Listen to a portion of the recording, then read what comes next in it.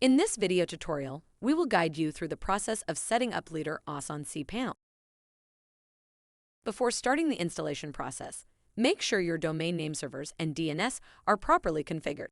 We suggest using Cloudflare for DNS management. We'll show you how to download and upload the required files, configure the system requirements, enter your database credentials, and more. Let's get started. Download the .zip file from the Licenses page. Confirm the system requirements by logging into your cPanel and visiting the PHP settings page to activate the required options under System Requirements. Go to cPanel, File Manager, Public HTML. Upload the downloaded .zip file to your cPanel. Extract the files by clicking on the .zip file that you just uploaded and pressing the Extract button. If you don't have an existing SQL server, you can create one through cPanel.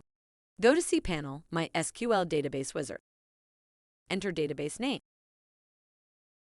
Create database user and generate a strong password. Add a user with full access to the database. Visit your website and you will be directed to the LeaderOS setup page. Follow the instructions to complete the setup. Choose your language.